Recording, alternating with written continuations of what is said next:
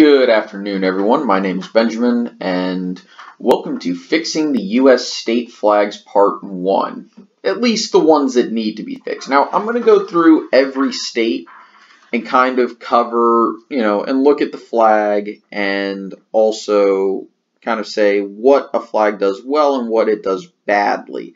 And I've only included the updated flags because most of the ones that I've changed are basically seals on a bed sheet or have some gripes that I think are just irredeemable.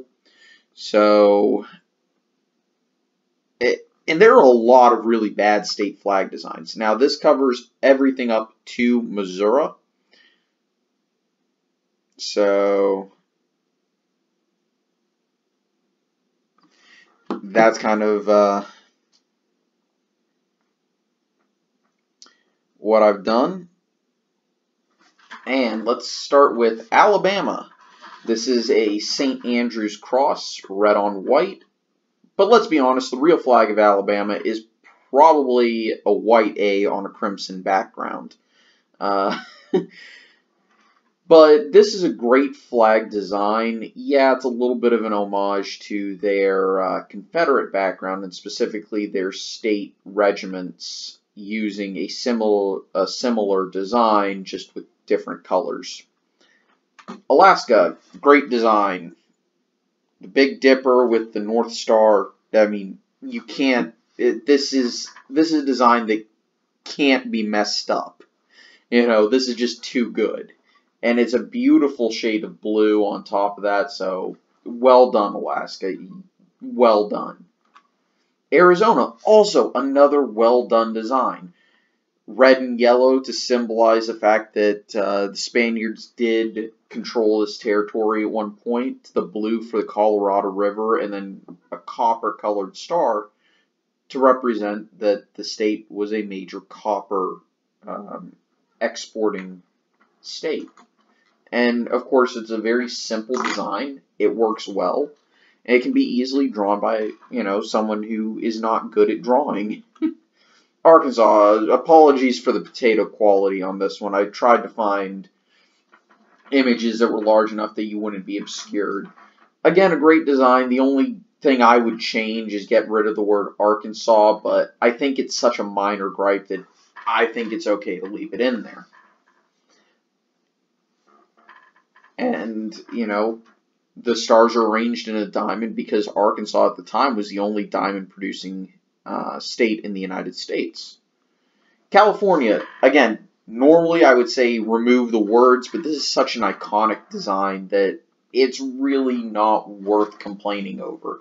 You have the bear, the California grizzly bear, which is actually extinct. Hilarious fun fact. And the colors are right where they need to be. The star hilariously represents Texas because they were trying to take inspiration from Texas. Oh, how times have changed.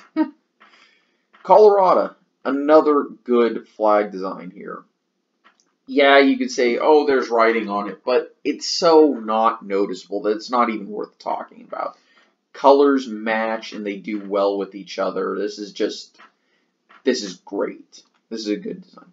Connecticut. So I've changed the flag a little bit. All I did was I enlarged the shield with the grapevines in the middle, and I removed the banner with the state motto. I thought this would make it a lot better because the state motto is kind of like, can you really tell what it is at a distance? If you enlarge the shield, this symbolizes the state. I forget exactly what the grapevines symbolize, but if any of y'all are from Connecticut, go ahead and tell me in the comments. And, tell me that you'd rather have this than something that's completely indistinguishable.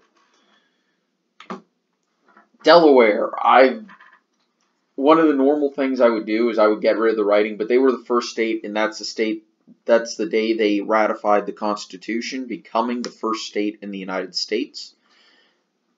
I maybe could have put a star in the diamond in the center. The colors actually are to match George Washington's uniform, which, okay, sure. But I got rid of the state state seal in the middle of the diamond because I thought that it was too much and it made it a little bit confusing. But the colors are unique enough that I think it can stand on its own even without the writing. I left it on there because that's an important part of their state's history. Florida. So basically, if you removed their state seal at the center of the St. Andrew's cross, it would be Alabama's flag. So I thought you need to make this a little bit different. So we used the Spanish version of the St. Andrew's cross, with the bars that stick off of it. I put kind of a Latin stylized sun in the middle, kind of like you have on the flag of Argentina. I thought that this was a good design. I actually borrowed this from a site that had redesigning the flags. They had stuck a big old blue field with a star on it on the hoists, on what would be the hoist side of the flag, but I think this is good enough to stand on its own. Because it's just that well designed. It's simple. And it's hard to confuse it with any other flags. Georgia, the state I grew up in. So let's talk about Georgia. Georgia. Oh, man. You change flags more than a girl changes shoes. Seriously. You had the whole debacle from 2000-2002 where you had a flag that was designed by committee. From 56 to 2000, you had the, battle flag of the Army of Northern Virginia on the fly side of the flag. Then beforehand, you had basically this flag with with the actual state seal and no stars, and it's such a mess that, it's really, come on. So I got rid of it. Now, if anybody wants to get rid of the Confederate part of this flag, aka the three stripes, all you have to do is make the stripes smaller, basically so that they each take a quarter, have the canton take up a half of the flag's height. Each stripe will take up a quarter of the flag's height, and just add a white stripe on top of that. And please get rid of the words and the banners. I did my best to make it look as neat as I could, and this is kind of what I came up with.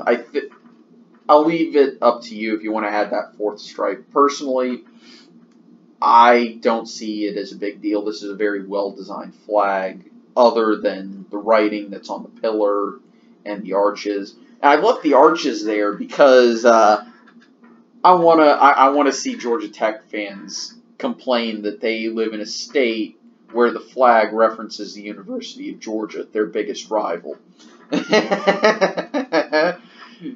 Hey, maybe I am a Georgia fan, so suck it, Tech. Hawaii, a well-designed flag. If you want, you can probably get rid of the Union Jack, but it references their history and Hawaii's past association with the British Empire. I think it's perfectly acceptable. And it also kind of carries on the U.S. tradition of having references to England and Britain in our own flags, because a lot of revolutionary flags had the Union Jack. And of course, you have the red, white, and blue stripes with with an extra red one at the very bottom, or an extra red and white one at the bottom, which symbolizes the 8 islands of Hawaii. It's a beautiful flag. So now this one is Idaho, and Idaho is one of those seal on a bedsheet flags that I just can't stand, and I think most people who like flags or are reasonable people don't like the whole put the state seal on a solid color background and call it a day. That's not a flag. So what I've done is I've taken the state's fish, which is the cutthroat trout, and I put it on a blue background. I found a nice stylized / painting, watercolor painting of a trout that I liked and that I thought would fit for the state. And I just put it on a blue background because I think it works. So thank you. So you're welcome, Idaho. If you're from Idaho, tell me you wouldn't prefer this flag. In all seriousness, this is a much better flag than Idaho has currently. Illinois. All I really had to do with this one is get rid of the word of the state's name on the flag and remove any writing or dates on it. And I think this is a great. Other than that, it's a great design, and this actually looks really nice.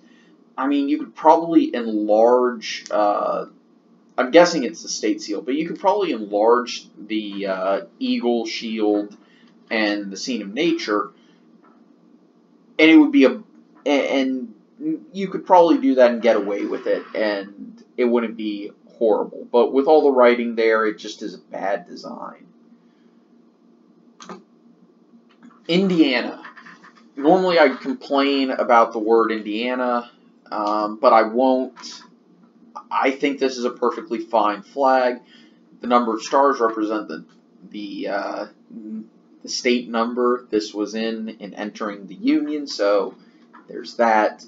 The torch is very good, and this is just a well-designed flag. I don't see any problems with it other than having the state's name on it, so I'm going to give the state name a pass. Iowa. This is a well enough designed flag. It doesn't have the state seal on it. Sure, it has an ugly banner that I'm not a big fan of with a bunch of writing on it and the state name. You can honestly get rid of that and it would be a great flag. But as it is, it's passable, especially considering a lot of the other state flags that you're going to see on this list when we get to them. Now, this is Kansas, and what I've done is I've taken the French tricolor, and because Kansas was actually part of the Louisiana Purchase. So I thought, let's actually pay homage to that. Let's give some respect to their history. And I've put the 13 stars in what would be the canton, but it's on the hoist side.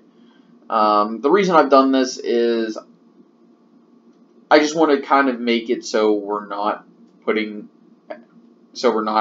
one of our state flags literally be the French flag.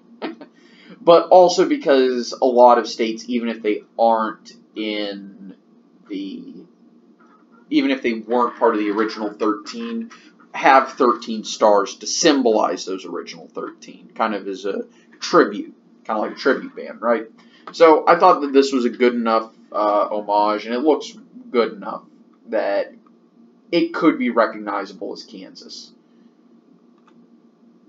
Now this is Kentucky, and I've removed all of the writing from this,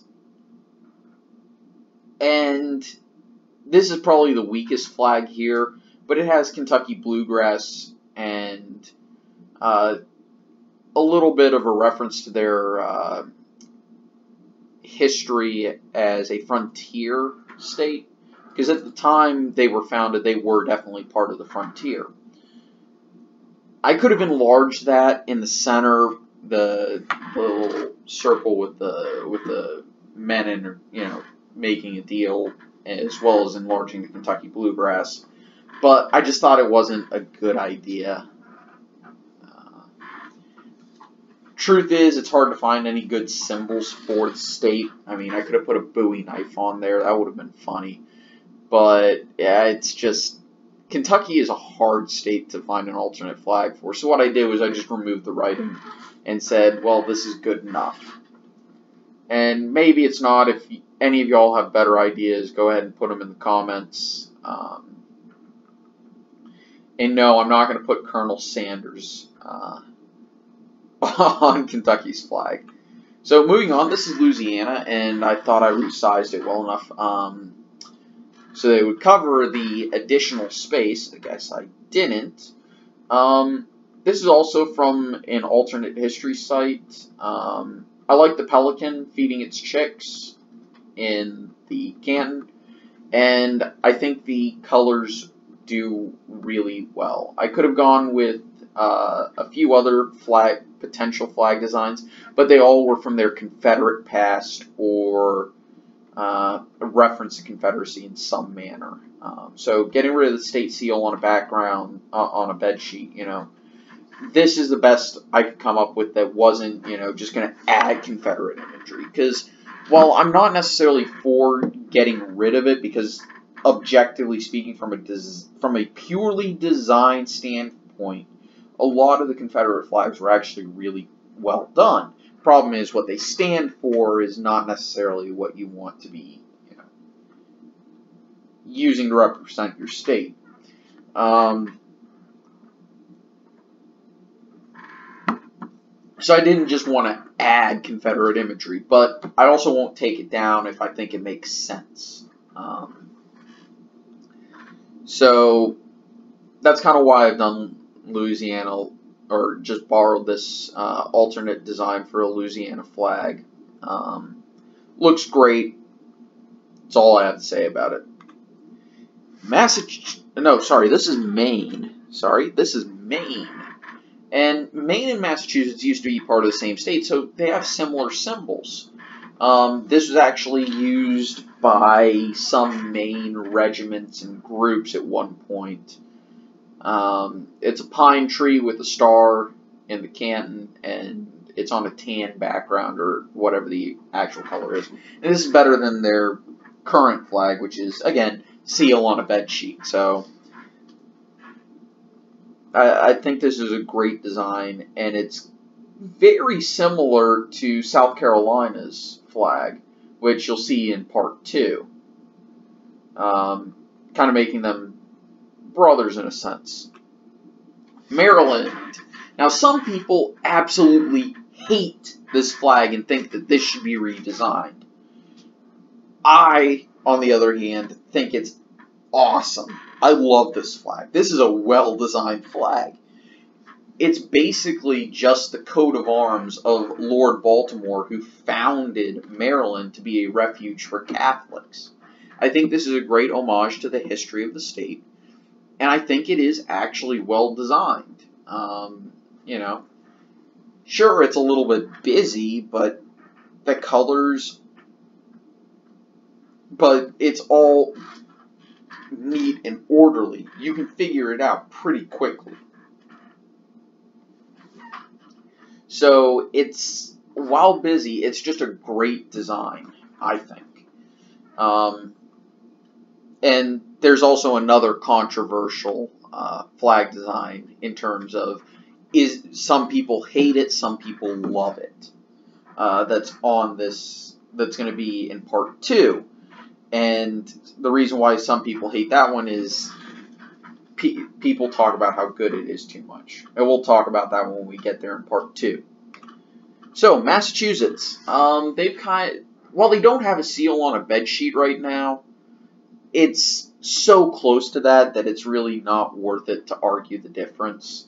So instead, I'm going to give them a historical flag from the Revolutionary period, which this flag was used by a lot of Massachusetts regiments, along with a flag that I'm probably going to use in part 2 at some point, maybe for New Jersey, I don't know. But definitely for one of the original 13, because seals on a bedsheet annoy me, and the original 13 states have a lot of seals on bed sheets. But again, Massachusetts and Maine, they share the pine tree as a symbol, and this was actually a flag used by Massachusetts regiments, so I think it's a fair point to actually use this flag to represent Massachusetts.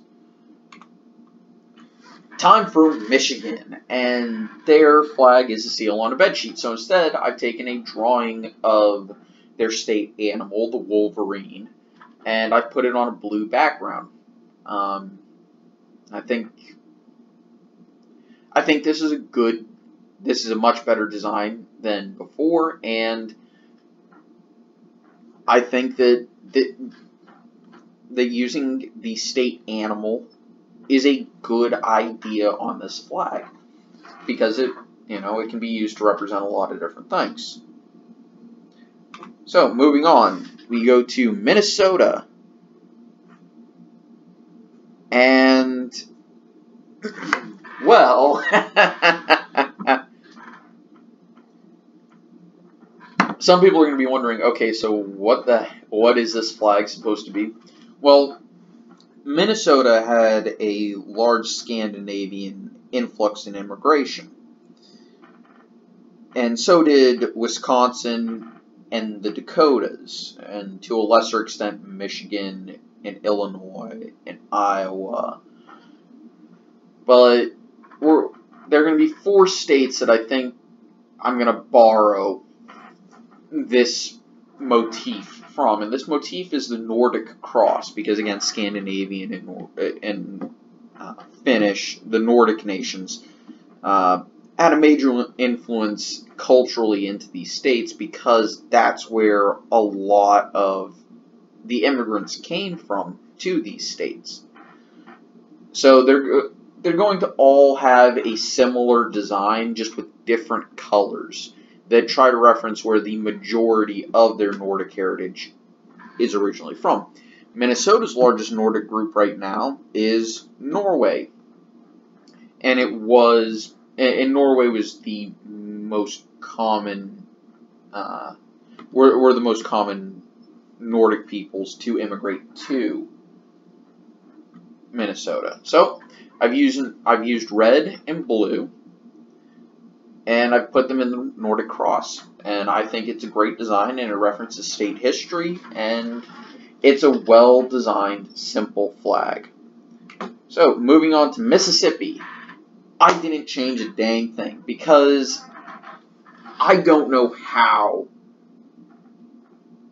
to get around the problem that the only other flags that Mississippi has had have either been their Confederate past or something similar to this one. And if trying to remove Confederate history is the goal, maybe I would have changed it. But the problem is, I'm not trying to get rid of history just for the sake of getting rid of Confederate references. Instead, I'm trying to get rid of bad flag designs. This isn't a bad flag design if you look at it from a design perspective, but if you add in the historical components, yes, this isn't exactly what you want flying on your state house. However, what we have to talk about is that this is well designed. You have 3 stripes that are very simple, and then you have another flag inside of it, which is also simple to draw and easy to draw. And again, like I said, the only other flags Mississippi has had reference the Confederacy in some way or were part of their Confederate past. So designing a new flag for Mississippi would be extremely hard to do and still maintain some ties to the actual state and not get boring, and not overcrowd it with, state animal or state symbol on a blue background. I don't want to do too many of those, because that kind of defeats the purpose of getting rid of the seals on a bed sheet. So I've kept Mississippi, but I can understand if people would get rid of Mississippi. Missouri. Basically, all I've done for Missouri is taken out the writing on their flag and left everything else the same. And I actually think that is a significant enough alteration that we don't need to worry about it further. I honestly could have taken off the seal part of it, but I think it's fine as is, that you don't really need to. Like I said, I could have taken anything that's within the circle with the stars out, and it would be fine. Problem is, if I did that, it would start looking too close to the Dutch flag. So I left this in here, and I think it looks good. I think it works. So there's that. Anyway, I want to thank you all for watching part 1. Expect part 2 next Friday, where I'm going to be covering the rest of the states, and I might also include the District of Columbia. So